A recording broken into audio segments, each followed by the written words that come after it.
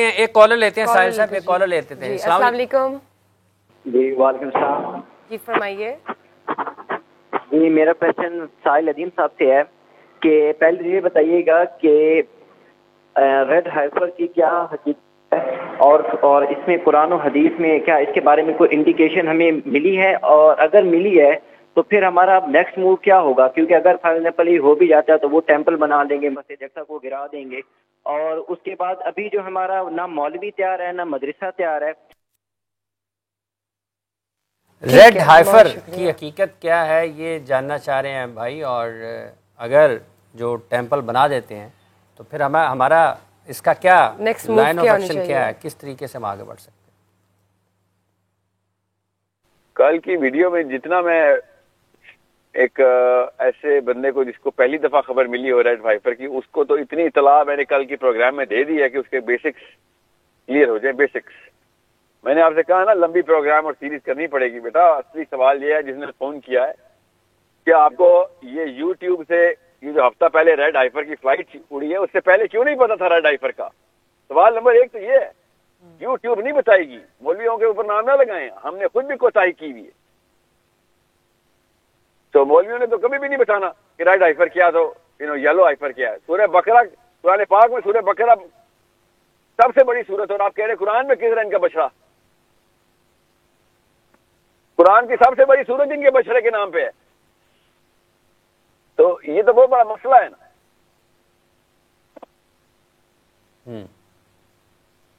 تو میں پروگرام کرتا ہوں اس کے اوپر حافظ صاحب، انشاءاللہ لمبا پروگرام کرتے ہیں. ادروائز کوئی اور انتظام کرتے ہیں سوشل میڈیا کے اوپر اس کی اویئرنیس کی ایک الگ سے سیریز کرنے کا. میری خواہش یہی ہے کہ رمضان میں ہی دو گھنٹے کر کے 5 دنوں کے اندر یہ پورا پروگرام کر لیں. مگر ظاہر ہے یہ ایسا ٹاپک نہیں ہے کہ جو تمام مسلمانوں کے مطلب لوگوں کو سمجھ بھی آ سکے. اس کے لیے تھوڑا سا ہسٹری کا جاننا، اسلام کا جاننا، یہود کو جاننا، سیرہ کا جاننا بہت ضروری ہے. سیرہ میں یہودیوں کی ہسٹری، جس طریقے سے یہودیوں نے جو امپیکٹ رکھا ہے ہماری اسلامک ہسٹری میں، وہ جاننا بہت ضروری ہے. وہ میں ظاہر ہے 1-2 گھنٹے کے پروگرام میں ساری ہسٹری تو نہیں ہم کور کر سکتے 5 دنوں کے اندر. تو میں انہی لوگوں کے لیے کر سکوں گا جن کی تھوڑی سی بیسکس تو کلیئر ہیں اور ان کو پتا ہے کہ ہاں میں ایسی ٹرمینالوجی بولوں گا تو کوئی مطلب ان کو پہلے سے ٹرمینالوجی کا مطلب پتا ہوگا، جو کی ورڈز ہوتے ہیں جو کہ وقت بچا لیں گے میرا بھی اس پروگرام کرنے میں اور لوگوں کا بھی اس پروگرام کو سمجھنے میں. ایک کالر لے لیتے ہیں. اور آپ نے یا فتاحو میرا خیال ابھی تک پڑھا نہیں ہے. یا امید تو تھا میں نے، کیونکہ مجھے لگتا ہے ابھی آپ ٹریفک میں پھنسے ہوئے اور آپ کے جو ویورز ہیں وہ انتظار کریں کہ آپ اسٹوڈیو میں کب کالر ہیں آئیں جی. گے. اچھا ڈراپ ہو گئے. اچھا صاحب کی جو جیسے ابھی ساحل صاحب بات کر رہے ہیں کہ ہمیں اصل میں بنیادی طور پر جو ہماری کامیابی ہے وہ تو قرآن سے ہے. اور اگر ہم طرز حکومت کی بات کرتے ہیں اور ہم یہ کہتے ہیں کہ آئین جو ہے وہ پاکستان کا قرآن و سنت کے تابع ہے، تو قرآن و سنت کا آئین بنانا، اس کے اوپر عمل کرنا، یہ تو پارلیمنٹ کی ذمہ داری ہے کہ نہیں ہے؟ ڈیفینیٹلی ہے، بالکل ہے. کیا پارلیمنٹ اس میں نظر آتی ہے آپ کو کہ بنیادی ذمہ داری ہے؟ میں فرسٹ ٹائم الیکٹ ہوا ہوں، تو خرابی جیسے ساحل بھائی نے بات کی ہے شروع وہاں سے ہو جاتی ہے کہ ہم قرآن ترجمے کے ساتھ نہیں پڑھتے. بہت سارے انسان کے بنیادی مسئلے جو ہے نا وہ شاید حل ہو جائے اگر ہم قرآن ترجمے کے ساتھ پڑھنا شروع کر دیں. تفسیر حدیث تو بہت بعد کی بات ہے. اب جو کوئی بھی ایک مسئلہ، مطلب قرآن ایک ایسا مفصل قسم کا سبجیکٹ ہے. اسلام، میں اکثر کہتا ہوں، پہلے عدم برداشت کی آپ نے بات کی، اسلام کہتا ہے نہ ترک دنیا نہ غرق دنیا، میانہ روی، مساوات. ٹھیک ہے. اب اگر ہم قرآن کی بات کریں تو قرآن کے جو ٹیچنگز ہیں نا وہ 1400 سال پہلے کے لیے بڑی بحث تھی. قرآن کی ہر آیت کے اندر ایک پوری فلسفی ہے، ایک ریشنل ہے. جب تک ہم اس ریشنل کا مقصد نہیں دیکھیں گے، لائک ویز ہمارے پاس، میں اگزامپل دیتا ہوں کہ 4 شادیوں کا کنسیپٹ ہے، تو دیکھنا تو یہ پڑے گا کہ اس ٹائم جو وومن پاپولیشن تھی، اسلام منارٹی میں تھا، تو کیا وہ وومن پاپولیشن اتنی ہی تھی جتنی آج 52% ہو چکی ہے، یا پہلے کم تھی؟ آج میل کم ہے، عورتیں 52 پہ چلی گئی ہیں، جو میل ہیں وہ 48 پہ آ گئے ہیں. ریشنل دیکھنا پڑتا ہے، ہر چیز کی انالوجی ڈرا کرنی پڑتی ہے. ایسے اور بھی بڑے معاملات ہیں. میں ایک 2013 میں ایک کانفرنس ہوئی تھی, ایک ہماری چھوٹی بیٹی ایک وکٹم ہوئی تھی, زینب, بڑا مشہور واقعہ ہے. تو اس میں جو ویڈیو ایویڈنس تھا نا, اس کی ایڈمیزیبلٹی کے اوپر ایک بات ہوئی تھی. 2 دن کی ایک کانفرنس تھی, اسلام آباد کے اندر ہوئی تھی. تمام مکاتب فکر کے جو علماء ہیں وہ سارے اس میں اکٹھے بیٹھے تھے, کیونکہ لا اور ہے نا, لا ویسٹرن سائڈ سے ہم نے اڈاپٹ کیا ہوا ہے. ہمارا تو ساتھ مسلم لا ایک چھوٹا سا سبجیکٹ ہے, یا MFLO 1960 میں ہم نے دیا ہوا ہے. تو اس میں جو ویڈیو ایویڈنس کی ایڈمیزیبلٹی تھی اس کی بات ہوئی تھی, مگر انفارچونیٹلی وہ جو کانفرنس تھی وہ اعلامیہ دیے بغیر ہی موخر ہو گئی تھی.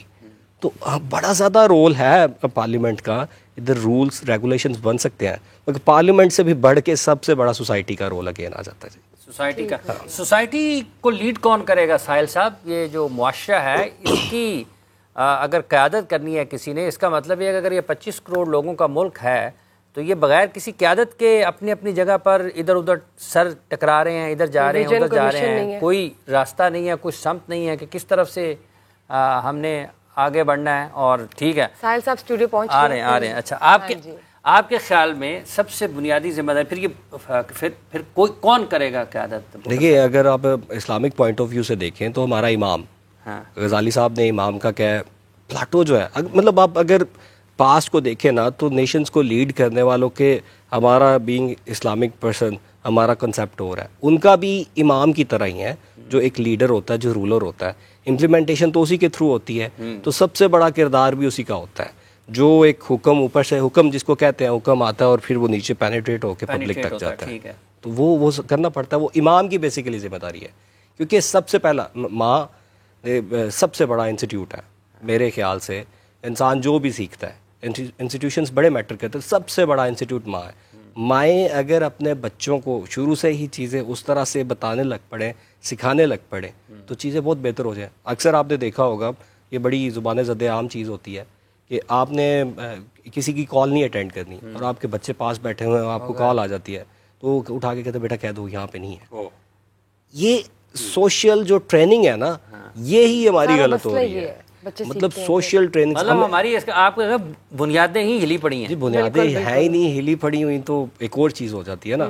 مجھے, ہم 4 لوگ بیٹھے ہوئے ہیں, ہم اپنی بات کر لیں, کتنے لوگ ہم قرآن ترجمے سے پڑھتے ہیں. چیزیں سوچنے والی ہیں. ہم پہلے, جب تک, میں کہہ رہا ہوں کہ جب تک ہم اپنی غلطیاں نہیں صحیح کریں گے ہم آگے نہیں جا سکتے. تو آگے جنریشن پھر ہم سے کیا سیکھے گی؟ بالکل اگلی جنریشن کا تو کوئی سوچ ہی نہیں رہا, کوئی nobody is even thinking about them. ہر کوئی آج پاس میں لے رہا ہے, پاس کو ہم پڑھتے ہیں مگر فیوچر کا اس طرح سے سوچتے نہیں ہیں. ٹھیک ہے ساتھ صاحب, یہ جو اس طرح سے ذکر ہوا ابھی ایک کہ چونکہ یہ عمومی رویے ہیں ہمارے, فون آیا, بچہ گھر میں آیا اور آپ نے فون نہیں سننا ہے, تو آپ میں اتنی بھی اخلاقی جرت نہیں ہے کہ آپ اگر کسی کو انکار بھی کرنا چاہتے ہیں تو آپ کسی کو اخلاقی جرت بھی نہیں ہے اتنی کہ آپ فون اٹھا کے یہ کہہ سکیں یار میں ابھی تمہارا کام نہیں کر سکتا, یا میں ابھی. حالانکہ یہ اس وقت بہترین موقع ہے اپنے بچے کی بہترین تربیت کرنے کا. اسے کہو کہ بھئی وہ بزی ہیں یا وہ اس وقت آپ سے بات نہیں کرنا چاہتے, وہ تھوڑی دیر کے بعد آپ کو کال بیک کریں گے, تو اس کا بہترین نتیجہ سامنے آ جائے گا, حقائق بھی سامنے آئے گا, سچ بھی سامنے آئے گا, اور عزت بھی ملے گی, اور دیکھنے والا, سننے والا سب کچھ کہیں گے کہ یار اس نے بڑی اچھی بات کی ہے. اور تھوڑی دیر پہلے بھٹر صاحب نے بات کی کہ ماں ایک بہترین درس گاہ ہے, تو اس میں کوئی شک نہیں ہے. میں اچھا تو نہیں لگتا کہ اپنی مثال بار بار دوں.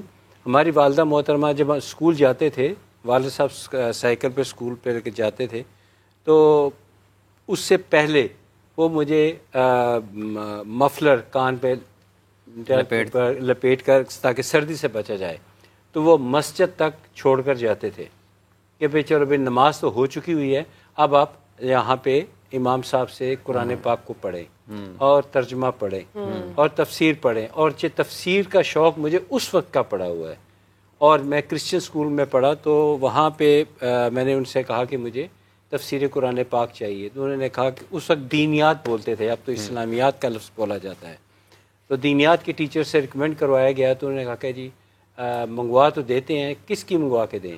تو انہوں نے بتایا کہ ابن کثیر, لیکن اس وقت ہمیں گھر لے کے جانے کی اجازت نہیں ہوتی تھی, ہم صرف لائبریری میں پڑھ سکتے تھے.